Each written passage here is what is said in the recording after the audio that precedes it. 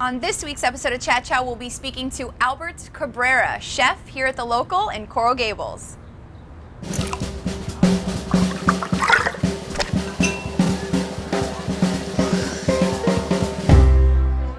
Lauren, today we're drinking a staff favorite and a patron favorite, as we call it in Coral Gables, Dale Pale, also known as Dale's Pale Ale. I like it. Really good. Refreshing. As I understand it, there are several owners here. How did you all meet and what led you here? Well, this place was a vision of Mauricio Lacayo and Jose Malaya. They've been friends since high school, and they really wanted to have a place where people can come and just hang out and have some good beers and some good food. And they told me about the project, and I was totally turned on to it. The fourth partner, he has a Stop and Shop by University of Miami. So it was a perfect fit because he has like the best beer selection in all of town. So it was a natural fit, and we all kind of gelled together. Cool. Yeah. Now tell us about the concept behind the local. There has to be something behind the name. I assume there's something behind the name. Yeah, I mean, the whole thing, totally is about, it's a bunch of local guys. You look around Miami, and most of the restaurants that are in the area are, guys that have come from New York or guys that have come from other parts of the country. We're all, homegrown. My training, my background, I deal with a lot of farmers. And for me, local, we wanted to make it about the local farmers, but it's more during season when we're really, really local.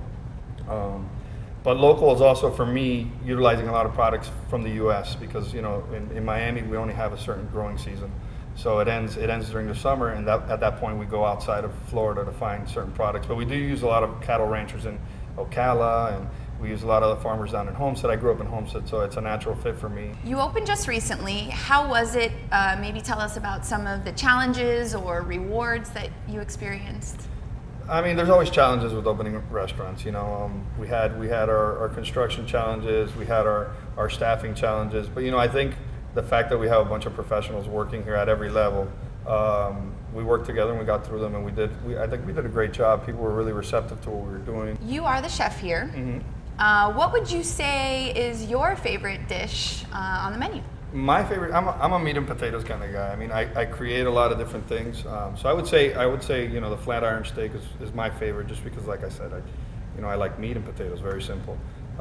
It's made with a nice little potato tart and mushrooms, and simple dish, but it's executed well, and people have received it really well. But the favorite here, for some reason, is the buffalo sweetbreads. When we first put it on the menu, the partners were a little, mixed on their reactions, but we made it familiar for people. We made it as a real traditional buffalo kind of wings, but breaded the sweetbreads and tossed them in some buffalo sauce and served it with some good blue cheese, and people have gone crazy over them. You've got the food, and now you've got the beer aspect that you keep bringing up. Any beers that we might not be able to find anywhere else? Yeah, absolutely. I mean, we have Mauricio is bringing in these rum barrels from Nicaragua, from Flor de Caña, 18-year-old, and we actually sent them over to Cigar City Brewing, and they're doing a porter for us that's actually in the works right now, and we're gonna get, we're probably gonna do I guess, I don't know how they call it in the beer world, but I think it's like a tap party or something like that, where you tap the beer, and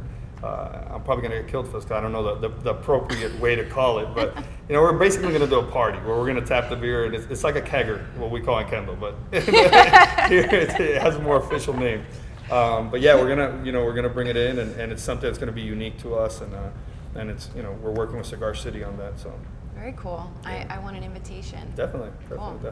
Promise? Yeah, absolutely. Okay. Yeah.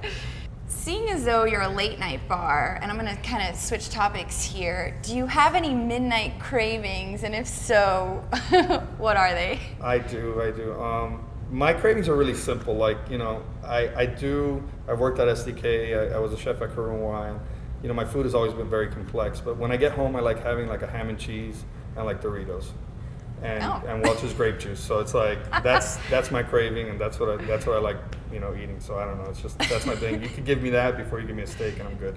Interesting combo. Yeah. what is the story behind the black rooster in your logo?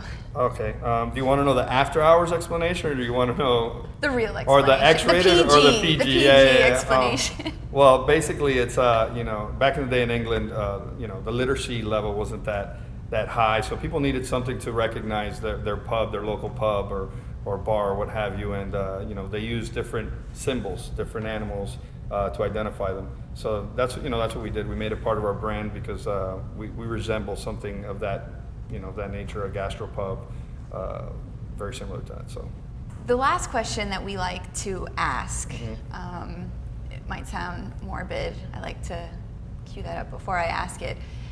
Last meal on earth, what would it be? ham and cheese and Doritos. Going back to the ham, cheese, Yeah, Doritos, man. and Welch's grape And juice, Welch's right? grape juice, yeah, like Together. Biggie Smalls used to say, Welch's grape juice and peanuts, we're good. So Awesome. that's Well, it right there. thank you so My much, pleasure. really, Thank for you being for on the coming show. by. Let's have a final cheers Definitely. to our Dale. Dale paleale.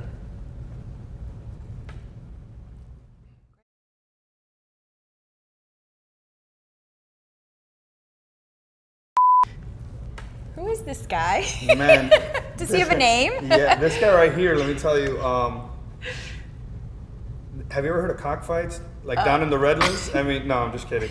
No, this is actually Mauricio's. It's funny because we decided to make this, our logo, and Mauricio's grandmother, I guess, has like 400 of these things all over her house. And Mauricio's like, we were looking for things and he's like, dude, I got it. And he's got like 500 of these. And I guess this is a gallo mayor, as they call him in the house. This is like the big dog out of all the roosters over at the house. So we brought this guy because I guess he's a good omen, and Is he your it's mascot? Yeah, I would say he's probably our mascot. He's a good looking guy. So this is our dude right here. Handsome dude. Yeah.